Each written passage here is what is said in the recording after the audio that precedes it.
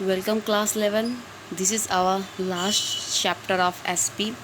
In this chapter we have learned the objectives of the MCS, which is the Ministry Corporation Affairs. Now in today's video we will learn the regional directors and the official liquidators. Thereafter we will learn the registrar of companies and their duties and objectives. Okay, so now let's start with our video with the meaning of regional directors. Who are the regional directors?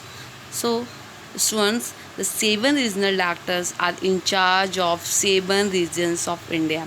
Means जो regional director होते हैं वो particular region के in charge होते हैं. Okay, so there has the 7 regional directors who are the in charge of the 7 regions of India. Means India के 7 जगहों के वो इंचार्ज होते हैं and they supervise the working of ROCs and official liquidators in their region. उनके region में जो भी ROCs होंगे मीन्स रजिस्ट्रार ऑफ कंपनीज, उनको सुपरवाइज करना ये किसका काम होगा? रीजनल डायरेक्टर्स का.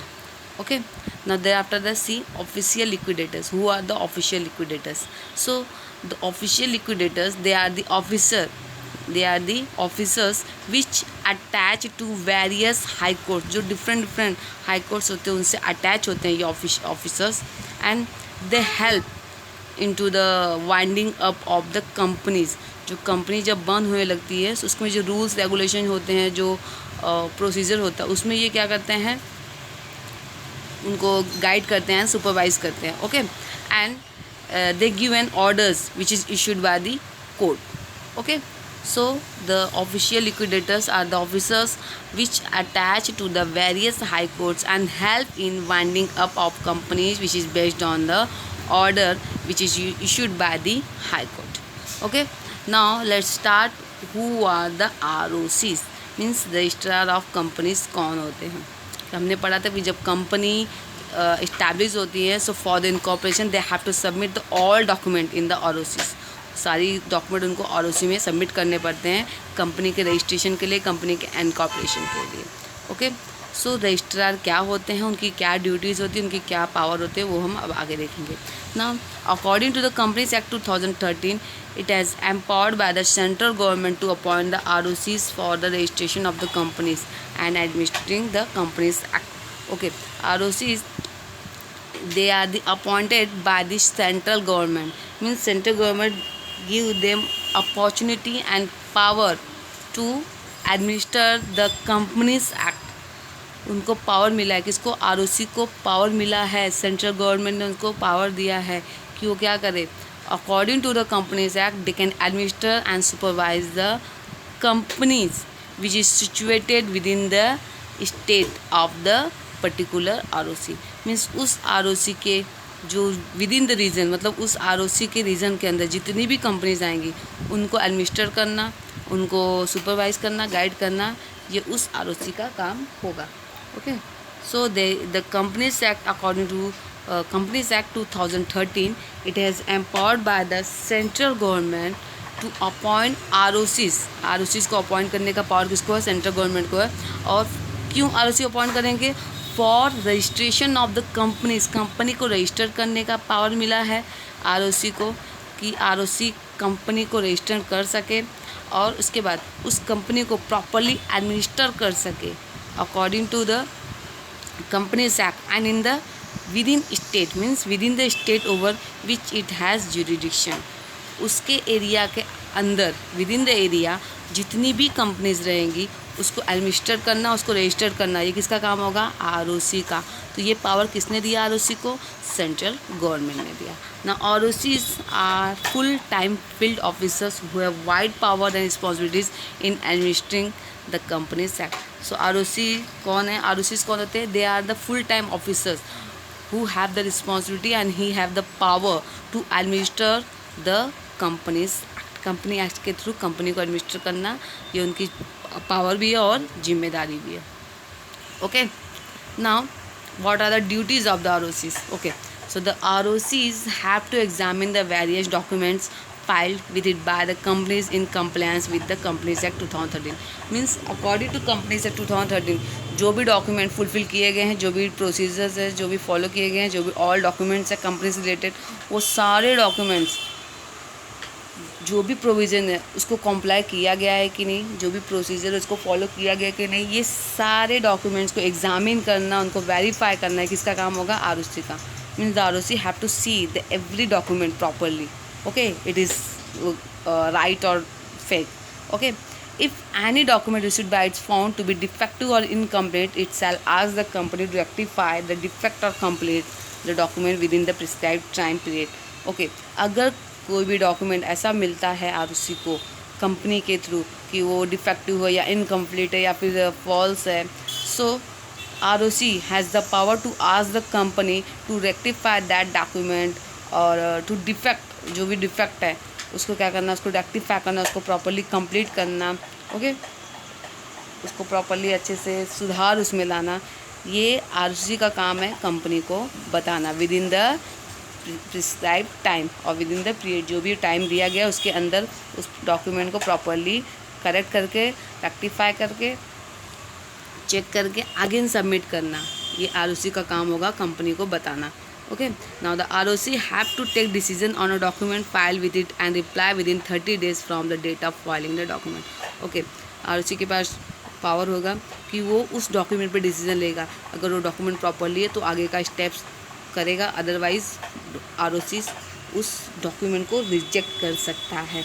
सो ROC have to take the decision on the document filed with it and reply with in the 13 days from the date of filing the document. Mean document submit होने के 30 दिन के अंदर आरओसी को reply देना पड़ेगा, it is proper और not. Okay, on payment of prescribe fees all document filed और registered with the ROC is available for inspection by the public and they can even ask for a copy for it. Okay, ROC के पास जो भी document होगी वो properly filed होने चाहिए, registered होने चाहिए. Any time public can inspect with the prescribe fees.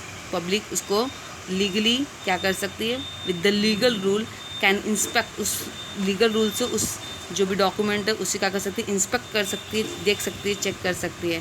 But they have to pay some fees and they can also take the copy of it. Okay, now ROC charges fees for filing various document with it.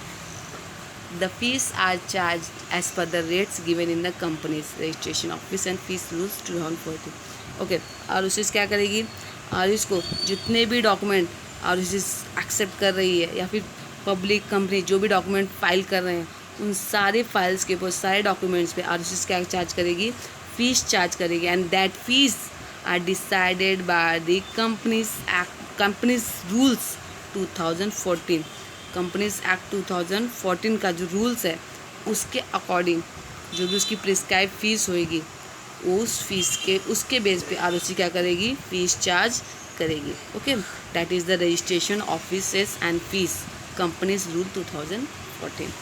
So this as the two duties of the ROC. Now thereafter we will learn the powers of ROC. What is the powers of ROC? ROC के क्या क्या power होते हैं, means register of company के क्या क्या power होते हैं. So beside the power vested in ROC by the Companies Act 2013, the central government too has delegated some of its power to ROC. Central government ने कुछ power भी दिए हैं ROC का. वो कौन से पावर है, that we will see next. Now first, to extend the time of holding annual general meeting. Yes, ROC को पावर होता है कि जो एनुअल जनरल मीटिंग है उसके टाइम को एक्सटेंड कर सकती है. अगर एनुअल जनरल मीटिंग कंपनी नहीं ले पा रही है तो उसका टाइम पीरियड क्या कर सकती है, कंपनी बढ़ा सकती है, एक्सटेंड कर सकती है. Okay, other than the first AGM by a period not more than 3 months. But जो पहली जो मीटिंग होगी कंपनी की, first annual general meeting, okay, वो 3 महीने से के अंदर हो जाना चाहिए. 3 महीने के बाद वो लीगल नहीं माना जाएगा. इसके अलावा दूसरी एनुअल जनरल मीटिंग को कंपनी आरओसी क्या कर सकती है, उसका टाइम पीरियड एक्सटेंड कर सकती है.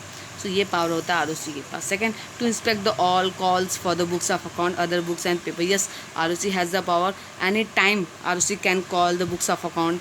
कंपनी के बुक्स अकाउंट मंगा सकती है, कंपनी का बैंक स्टेटमेंट मंगा सकती है, कंपनी का बैलेंस स्टेटमेंट जो है, बैलेंस स्टेटमेंट है, जो भी बुक्स हैं, पेपर्स है, any document can inspect by the ROC. Okay, so ROC has this power. Now thereafter ROC to seek in writing any information explanation with regard to any document furnished to ROC. कोई भी document ROC क्या कर सकती है, writing information में और explanation में search कर सकती है.